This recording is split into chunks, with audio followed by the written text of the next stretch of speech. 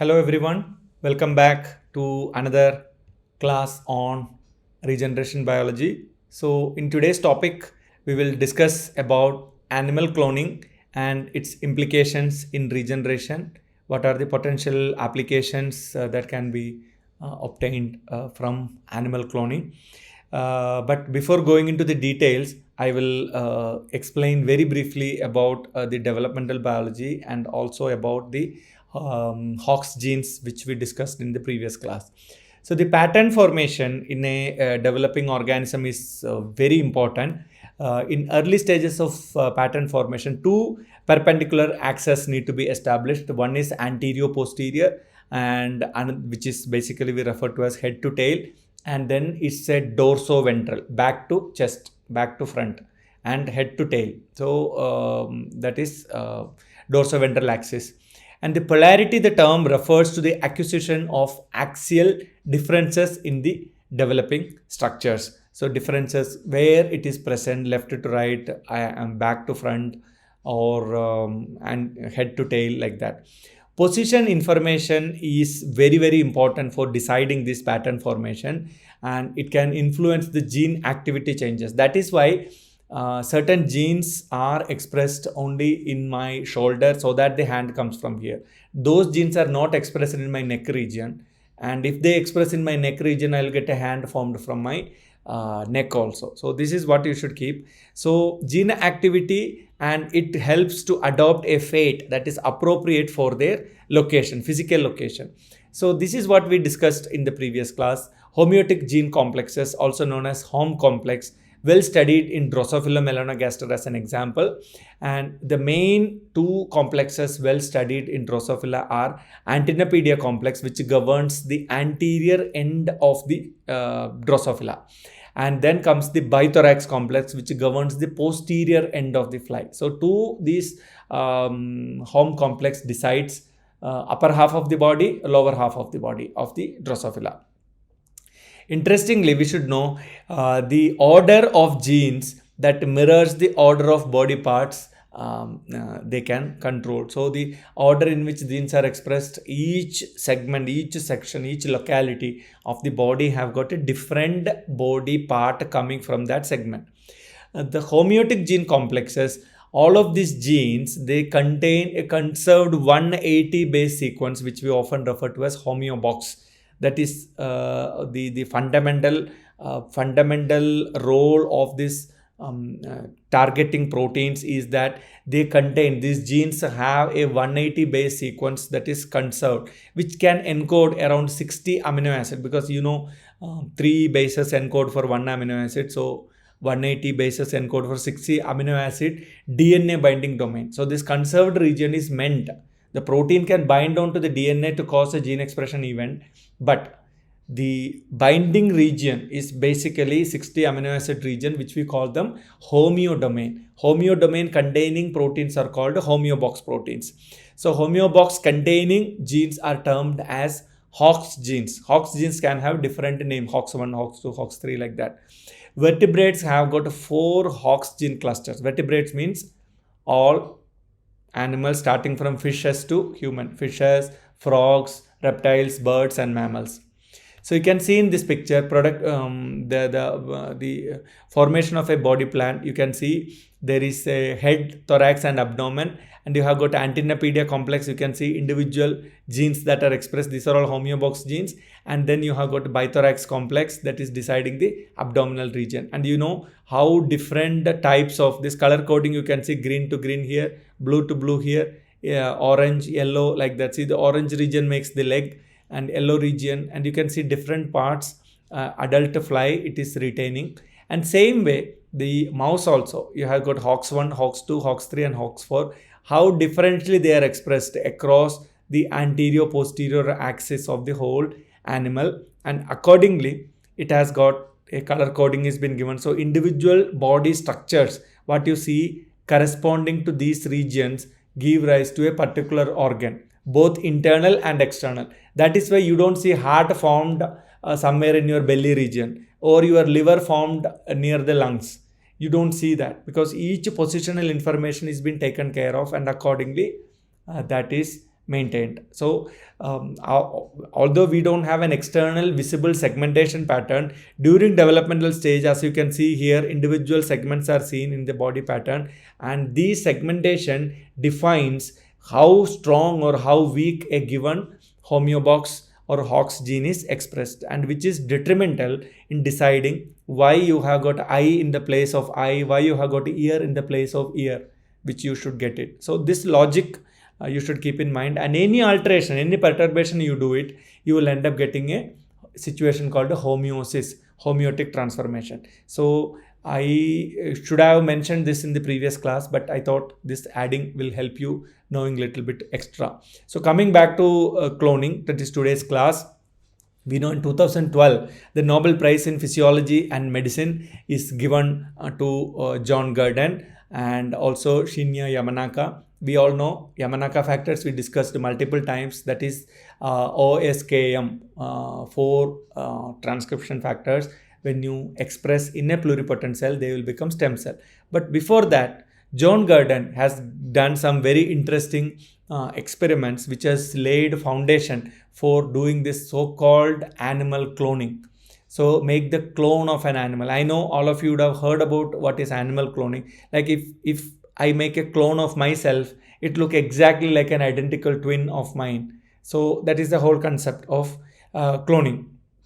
But when you do cloning, it automatically opens up the way for getting pluripotent stem cells. So these fields overlap. That is why the Nobel Prize in Medicine, Physiology and Medicine is given to these two eminent scientists for their discovery that immature cells can be reprogrammed to become pluripotent. Let us see what John Gurdon did. It's a very simple experiment. He took an unfertilized egg of a frog, and then he also took a adult frog. An adult frog, he took the skin cells and separated them by enzymatic treatment on a petri dish. So individual cells he isolated. From those cells, he took one nucleus from that cell. And then what he did, this unfertilized egg he irradiated with the UV radiation. That will kill the haploid egg or haploid genome present in the unfertilized egg. So it is killed because of UV radiation. Now what he did, he took the nucleus from this adult frog, he put it into this injected into the egg, and he allowed them to grow, become normal blastula and became a tadpole, and this tadpole will resemble this, eventually become this frog. It will say clone of this frog. So John Gurdon has done the first cloning of a vertebrate. Okay, so what does this transplantation experiment done by John Gurdon tell you? It tells that localized cytoplasm determinants are important. That means you cannot take any given cell. Say you took a cell from the frog, like here you took a cell. Why don't this cell become a whole human? It won't, because the cytoplasmic determinants from the oocyte is important for converting this nucleus into such a way that it can now give rise to the whole organism. The genome stays the same during cell differentiation. Genome cannot change. Genome's expression pattern, expression nature can change. Skin cells have the potential to generate all cell types. You can't really need, or you don't, or you can't depend, or you really don't need the nuclei for cell differentiation. Actually, any donor nuclei or the oocyte nuclei is not necessary for the formation of the entire organism. So the oocyte without a nucleus is good enough. Means the cytoplasm present in that oocyte is good enough to convert any donated nucleus to make into a full-fledged organism.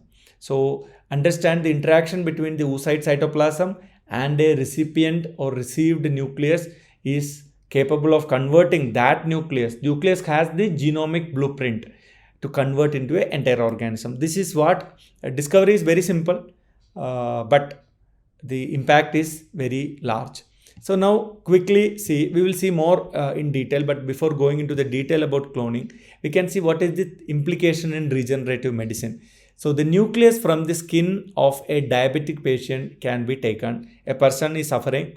One example we are citing, a diabetic patient, you took one one cell, any cell from the patient. Okay, then it can be nucleus from the skin of a healthy patient. Anywhere you can take it, and the skin cell nucleus is inserted into the enucleated human egg cell. So you took a human, another human's egg, which you can get from the ovary of any person, and they put this nucleus from this diabetic patient into that oocyte, and cell cleavage occurs as the embryo begins to develop in vitro, and you put it in an appropriate environment. That oocyte now, because you have given a diploid nucleus, and the embryo reaches the blastocyst stage, and you can collect the inner cell mass, and you can get the stem cell of this person, because you have done just like what John Gurdon has done it.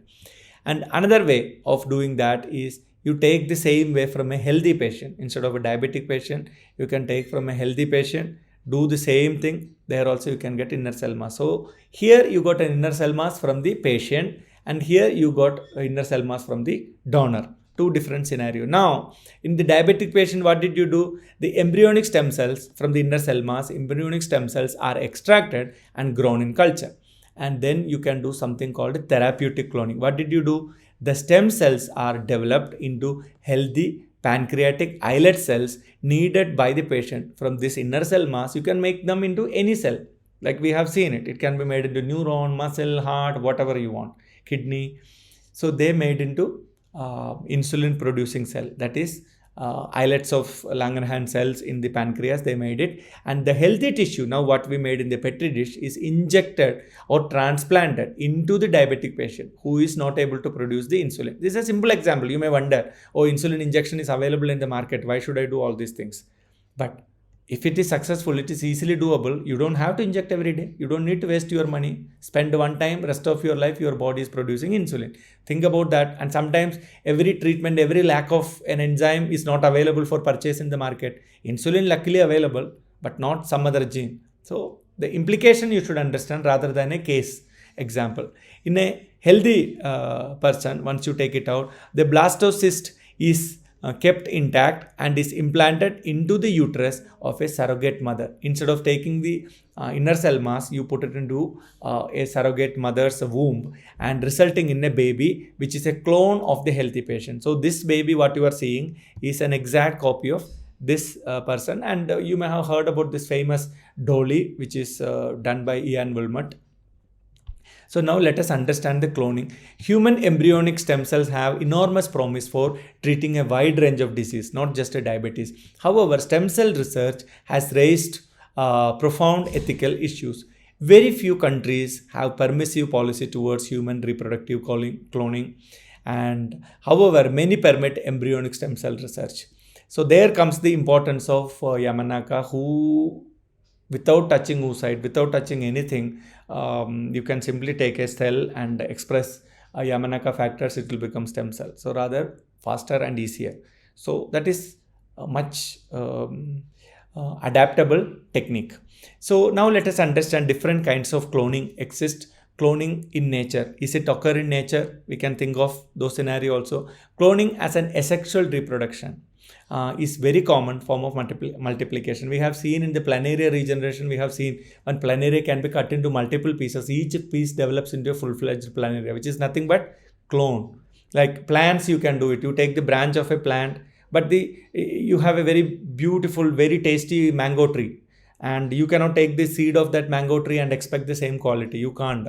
It would have changed. But if you want the same quality, you have to take a branch of it, make a budding and make the roots, and then only it will become a clone of that tree. So keep that in mind. So asexual reproduction includes budding in jellyfish, corals and tapeworms, and fragmentation in worms we have seen in planaria, and parthenogenesis. Some fishes and insects and frogs and lizards do. Parthenogenesis basically means female can lay eggs that give automatically, without fertilization, can give rise to a full-fledged animal. So Komodo dragon does, many lizards can do that. So that is an evolutionary advantage. That doesn't mean that they don't do sexual reproduction, but they can do asexual reproduction also via parthenogenesis, which will essentially be clone of this mother. So asexual reproduction of mammals is not a naturally occurring phenomenon, although in mammalian reproduction, genetically identical individuals, identical twins, homozygotic twins, are known as monozygotic twins. So they do occur.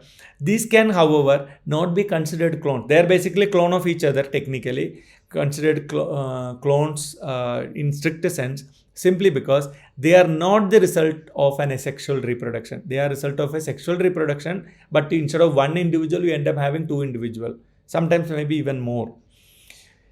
But they share the genetic material, where the artificially produced clones only share their core DNA. Why? Because you are taking the genotype or the nucleus of a fibroblast cell and putting into the oocyte of another individual.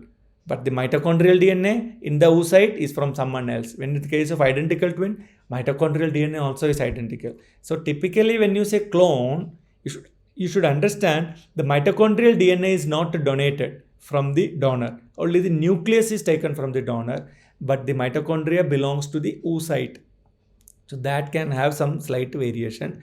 So whereas the mitochondrial DNA differs in the case of an actual clone, but not in the case of identical twin. Another option of doing, one we have seen it, asexual reproduction, another is embryo splitting. The first cloning experiments done on animals date from the 19th century. In 1891, Hans Driesch mechanically separated the blastomeres and cells formed from the first stages of embryonic development of two cell embryos of sea urchin by shaking them in seawater, just mechanical shaking. The cells grow independently and formed two whole sea urchins, which is nothing but clones, just like how monozygotic twins form.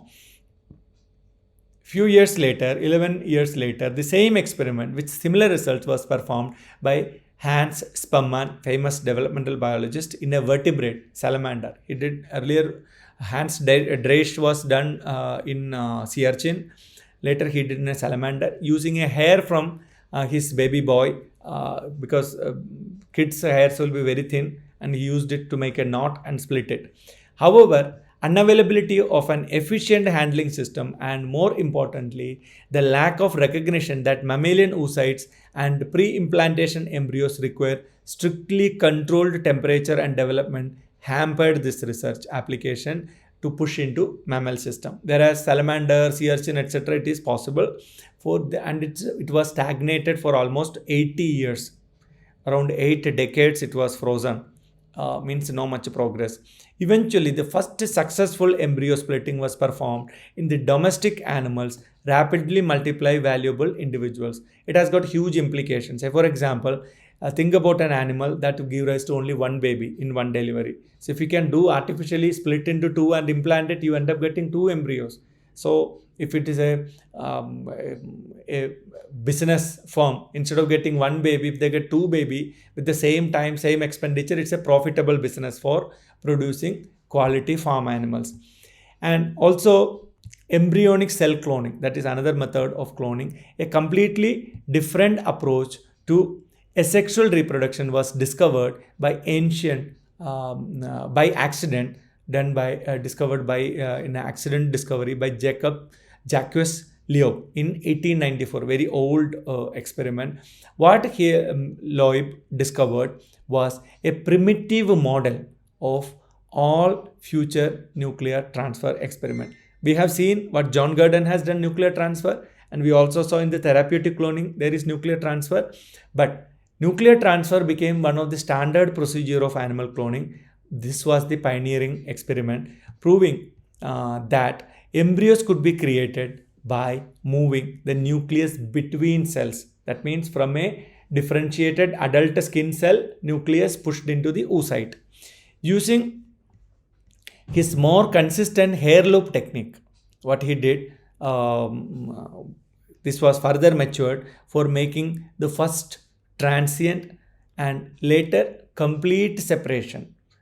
Initial start with the formation of a dent by using making some knot, and later complete separation. He has repeated the same experiment in a salamander embryo, and he found that this you can consistently do this embryonic cell cloning in salamander. So at Cambridge University, Steen Malte Villadin is the name of the scientist. He's repeated these experiments, which is showed by the Loeb, and experiments done in sheep, from salamander to sheep. After improving the technology in much more details, but without any significant success, he decided to use oocyte. So transferring from one cell to another and implanting and making them in embryo can be challenging at times, and using oocytes such as egg cells inserted instead of zygote. So oocytes, although it is a cell, it has got all the cytoplasmic determinants. Using zygote is much better than using just an oocyte. So zygotes are used. Zygote means nothing but it's a diploid. So post fertilization, that cortical reaction events, etc., of the sperm entry, everything has been done. So hence it is a better developing scenario persist in a zygote than an oocyte, because oocytes are not fertilized, they are just unfertilized eggs. So oocytes as recipients. Since Willardsen's experiment, pioneering initial work, the same principles have been resulted in the births of embryonic cell cloned offspring in other domestic species, and including cattle and pigs. People have done, Ian Wilmot has done in the sheep. And he has used a more advanced technique that is called somatic cell nuclear transfer. What he did, he took the principle of Hans Sperman, who suggested that one could transfer nuclei of morula stage embryos approximately 4 days old, and or an older nuclei of any cell, say skin cell, heart cell, liver cell, any cell, into an enucleated egg. Enucleated egg means whose genome is been removed and you are replacing with a new egg. Using frogs, researchers removed nuclei of the recipient eggs and inserted a donor nuclei, and initially the donor nuclei were obtained from the morula stage embryos to start with. They have taken from a morula of one or few cell stage from a donor embryo and put it into the egg of another embryo. Later they did the same experiment from tadpole, which is not morula, which is a free swimming larvae, and also from the intestinal epithelium of an organism, means any cell's nuclei is good enough. The procedure resulted in considerable success in the early development of the embryos. But that time also people do not know much about, because these are all externally developing organisms, but you are talking about a mammal. What about that? Scientists did not attempt to use adult somatic cells as the nucleic or the nuclear donor or nucleus donor in mammalian experiments performed between 1986 and 1997. Until that time, people did not do any such experiment, even though there were some earlier publications that showed that the cultured cells of the embryos at an advanced stage of the development can be used as the donors for nuclear transfer. That means if we have a cell line made from a person who died several years ago, we can bring that person back. He or she is living in a petri dish. You may have heard about the HeLa cells. Of course, HeLa cell is a cancer cell that is from a lady, Henrietta Lacks. But if it was a normal cell, non-cancerous cell, if that cell line is there, you can bring that person back to normal. And the birth of Dolly, that the cloned sheep, is done by Ian Wilmot for the first time using cells taken from the udder cells of a donor. So it has got huge biomedical applications also. The most significant potential of farm animal cloning is the biomedical application. Lot of things can be done, like from the milk you can make some you can make some vaccine produced in the milk, or you can have some specific protein produced in the milk, etc. can be done. And since 1980s, genetically modifying mammals by injecting copies of desired genes into one of the two pronuclei of the zygote have been possible. Any genes you can put it into. Despite the various alternative attempts, SCNT, that is somatic cell nuclear transfer, is currently the most efficient way to produce genetically modified farm animals as of now, farm animals or any other mammals. By introducing the genetic changes into cells, and then choosing the ones with the desired changes for cloning procedure, other and more very precise modifications can be introduced into the genomes of farm animal species. In US, people clone their pet animals. If the pet animal is dead, they will be sad. They want exactly the same thing. So they take the tissue of the dead animal and they do make the clone of that pet and be happy that, my animal came back. On the other hand, from a strictly economic perspective, in biomedical application, the inefficiency of the technology is a minor problem that is lurking the system, since animals that created will have relatively high commercial value. So these points one has to bother when you are venturing into a cloning application. And like I already told you, in regenerative medicine, the cloning has got a huge implication, like we discussed in the case of diabetes. Additionally, the SCNT can be used for the rapid multiplication of individual transgenic animals known to carry a desired gene. You want 10 animals in no time. By doing embryo splitting, you can make 10 animals and then grow them happily outside. So two applications that seem to be most realistic within the next 3 to 5 years is the creation of various disease models.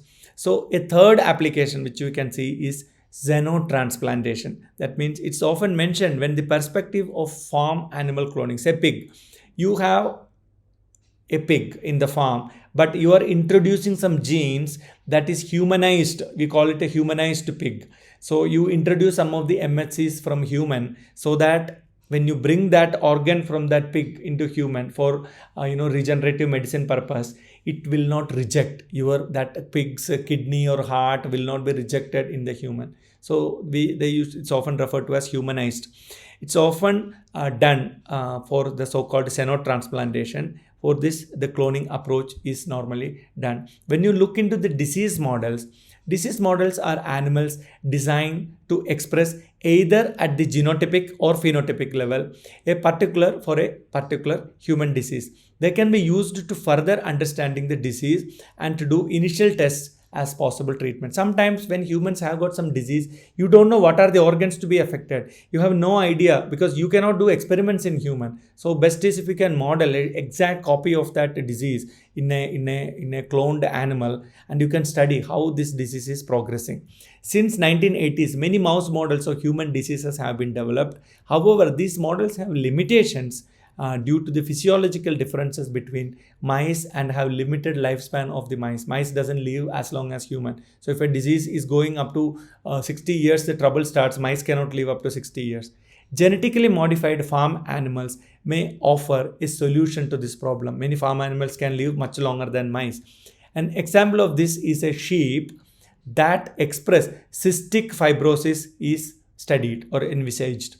Sheep, especially pig, are ideal animals because of the similarities in physiology and size to the organs to that of humans.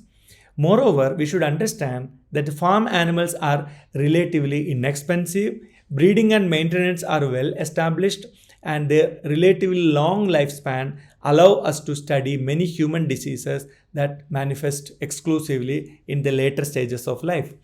And furthermore, the pigs are traditionally used as model for xenotransplantation experiments, so we should keep those points also in mind.